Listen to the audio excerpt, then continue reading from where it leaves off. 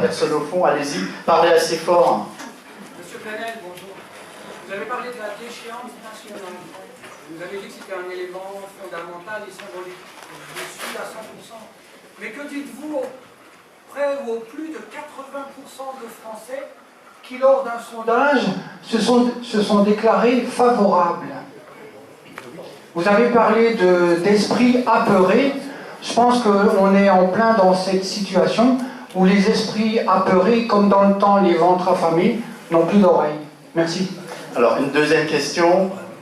J'ai vu une autre personne au fond, monsieur, et puis on passera à prendre une. Je vous aime beaucoup, monsieur Penel. Je m'appelle Bassaïd Aïssa, je suis chroniqueur dans un site qui s'appelle Où va l'Algérie. Je suis présent pratiquement à toutes les conférences qui parlent du monde arabe et du monde musulman. Je vais aller très vite. Kamel Daoud a écrit une chronique. D'ailleurs, je n'aime pas Kamel Daoud. Donc, la question, parce que sinon, allez-y. Qu'est-ce que vous pensez de cette chronique de Kamel Daoud qui dit que le problème des agresseurs à Cologne est d'ordre religieux? Merci. Troisième question, monsieur. Oui. Parlez fort. Ouais. Bonjour. Nous sommes quand même en danger. On nous annonce d'autres attentats prochainement. Qu'est-ce qu'on fait? On attend que ça se passe ou... Alors on ne fait pas d'écoute téléphonique parce que c'est la liberté, on n'écoute personne. On expulse tous les étrangers. Je crois qu'à un moment donné, il faut quand même... Sur la réponse sécuritaire. Une dernière question et on passe aux réponses, madame. Qu'avez-vous compris à propos de ces milliers de jeunes, pas seulement français, qui vont soi-disant se battre à Daesh et qui commettent là-bas des actes de barbarie encore bien pires que ce que nous avons vu en France? Voilà, alors c'est quelle question, si vous voulez bien rapidement répondre à chacune d'entre elles. Ça va être très rapide sur les sondages Mediapart. Depuis qu'on existe, nous ne commandons pas de sondages et nous ne commentons pas les sondages. Je pense qu'une démocratie authentique, c'est pas la démocratie ventriloque des sondages, où on fait parler le peuple à la place du peuple. Alors, par ailleurs, bien sûr que si la peur est en haut, si ce qu'on appelle la politique de la peur, qui est au fond, aujourd'hui, c'est plus un problème de gauche et de droite. Rappelez-vous, 2003, meilleur adversaire des néoconservateurs américains étaient Jacques Chirac et Dominique de Villepin, qui nous ont évité la catastrophe irakienne. Et donc, pour moi, aujourd'hui, nous sommes non pas un débat entre une gauche de gouvernement responsable et une gauche qui ne le serait pas, et ainsi de suite. Ce sont des néoconservateurs qui sont au pouvoir. Et qui, pour certains d'ailleurs, sont plus conservateurs sur ce terrain sécuritaire que le seraient certaines personnes de droite et peut-être notamment Alain Juppé au sein du Parti Les Républicains.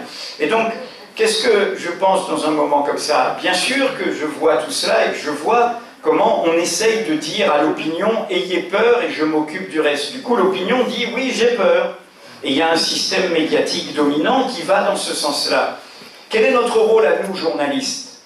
C'est de sortir des informations qui font bouger les lignes, qui amènent à réfléchir. C'est pour ça que je parlais de ce que nous avons révélé sur les fiascos sécuritaires. C'est pour ça que je dis, et j'y reviendrai à propos de monsieur, non, ils ne nous protègent pas. Ils nous mettent en péril, ils nous fragilisent derrière leur grand moulinet. Parce que justement, le bilan n'est pas là. Je rappelle que sur les plus de 3000 perquisitions, il n'y a eu que 2 ou 3 informations judiciaires pour terrorisme. Je rappelle que les militants du climat ont été aussi bien embarqués que des croyants musulmans qui, simplement, sont des croyants et n'avaient aucune activité délictuelle. Et donc, je pense que quand on fait ça, qu'est-ce qu'on crée? On crée du ressentiment, on crée des blessures, on crée une jeunesse qui est encore plus rejetée, comme quand on est indifférent à la mort de Rémi Fraisse, et qu'on essaye de calomnier cette histoire dans les 48 heures qui ont suivi en prétendant qu'il avait un objet explosif dans son sac. Un jeune de France Nature Environnement qui s'intéressait aux fleurs, et notamment à une fleur particulière dont j'ai oublié le nom. et qui, on l'a bien vu, se battait pour une cause juste. Le projet de Sivens a été retiré en catimini en la fin du mois de décembre dernier. Alors, sur Kamel Daoud, voilà, alors donc je dis juste, voilà, des infos vont faire bouger. Aux États-Unis, c'est ce qui s'est passé. 2004, Abu Ghraib. Et tout d'un coup, les Américains se sont dit, qu'est-ce qu'on fait là-bas? Nous qui nous prétendons le pays qui porte les libertés, nous faisons la torture, nous faisons cette humiliation. Ça n'a pas empêché la réélection de Bush. Ça a permis la prise de conscience, malgré un mensonge d'État qui fut un mensonge médiatique. Kamel Daoud, je l'ai dit sur France Culture, et évidemment ceux qui ne veulent pas me lire ou déforment, j'ai dit deux choses et je pense qu'il faut tenir les deux bouts. Ayant en plus passé ma jeunesse en Algérie. Kamel Daoud, dont j'ai apprécié le morceau contre-enquête, ayant moi-même auparavant écrit un texte sur l'étranger de Camus, où l'arabe n'a pas de nom. J'ai débattu avec lui cet été au Festival d'Avignon. Kamel Daoud écrit en Algérie, où en Algérie, depuis hélas 40 ans, le pouvoir politique, le pouvoir d'abord de parti unique et aujourd'hui une part d'ombre au cœur du pouvoir sécuritaire, a instrumentalisé la religion, a utilisé la religion comme un moyen d'ordre social. D'ailleurs, alors que M. Bouteflika n'apparaît plus et qu'il est toujours là, le grand projet est la construction de la plus grande mosquée dans la baie d'Alger. Et donc il y a une question pour le peuple algérien d'un conservatisme dans une alliance entre idéologie religieuse et idéologie du pouvoir politique, qui se traduit par la condition des femmes en Algérie, qui se traduit par la façon de refouler la question de la sexualité. Donc Kamel Daoud porte ça, et il porte cette colère et cette blessure-là. Il faut lire ce texte dans ce contexte-là. Ensuite, on peut discuter ce texte. Je ne partage pas, il ne dit pas la religion, il dit la culture. C'est-à-dire, je ne partage pas le côté d'essentialisation qu'il fait lié à la culture musulmane, comme si la culture musulmane en elle-même portait la domination des femmes, le refoulement de la sexualité. Il suffit de connaître la littérature arabe pour savoir que ce n'est pas le cas. Mais on peut discuter de ça, mais je n'excommunierai pas Kamel Daoud en comprenant d'où il parle. Et en sachant qu'en plus, Cologne, vous avez lu probablement dans la presse allemande tous les débats sur le contexte, sur l'enquête de police, etc. Alors, du coup, j'ai trouvé que la tribune de contestation de Kamel Daoud est une tribune franco-française, j'allais dire, dans le débat français. En oubliant, encore une fois, je serai moi en Algérie, et j'y vais, parfois, je comprends qu'on puisse crier parfois sur la façon de pouvoir se mélanger, s'embrasser, se promener dans la rue et refuser cette façon dont il y a eu, je le dis parce que ce n'était pas le cas dans l'Algérie des années de l'indépendance que j'ai connues juste après l'indépendance, où on était les cheveux longs, où on se promenait garçons et filles, où on dansait au festival panafricain. Donc il y a quelque chose qui est venu là, et qui est un poids politique. Je conseille de ce point de vue, je dis ça parce qu'il faut toujours que des livres appellent d'autres livres, pour ceux qui croiraient que la culture arabe ou musulmane est profondément une culture conservatrice, il faut que vous lisiez chez Sinbad Actes Sud, Despotisme, du grand Al-Waqatibi, qui est mort en 1902, qui était un Syrien d'Alep, et qui est le grand texte, c'est le Étienne de la Boétie du monde arabe. C'est un appel du cœur de la culture musulmane aux libertés. Il parle de la religion, il parle des femmes, despotisme. C'est un très grand texte, je dis ça au passage. Bon. Donc sur Kamel Daoud, pour en venir, je tiens les deux bouts. C'est-à-dire que je dis ça d'un côté par rapport au contexte dans lequel écrit Kamel Daoud. Mais par ailleurs, je dis que la façon dont Kamel Daoud est instrumentalisé par Manuel Valls, et globalement par tous les porte-paroles de l'islamophobie en France, c'est le pire service à rendre à Kamel Daoud lui-même et aux intellectuels algériens qui se battent pour des libertés et pour l'égalité dans leur propre peuple. Alors, sur les deux autres questions, la réponse... C'était avec madame sur ceux qui partent là et monsieur sur la sécurité. Bien sûr qu'il faut se défendre. Et je vous le redis, non seulement j'ai été rubricard police, mais nous suivons de très près les questions de sécurité.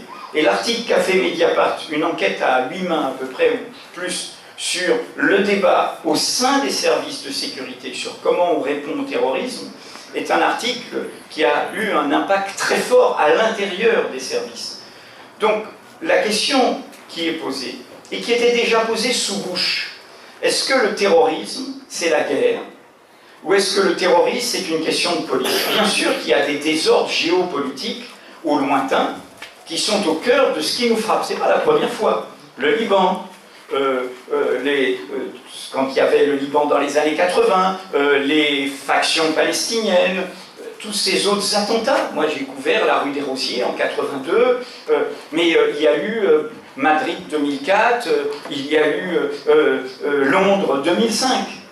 Chaque fois, nos démocraties, avant la brutalisation faite par l'idéologie néoconservatrice américaine, ont réagi en disant c'est une menace, mais nous devons dire we are not afraid, c'était le mot d'ordre à Londres, nous n'avons pas peur, et nous devons d'abord nous attaquer aux causes et traiter ça comme une question de police. Mais nous attaquer aux causes, qu'il s'agisse des causes dans notre jeunesse ou qu'il s'agisse des causes géopolitiques.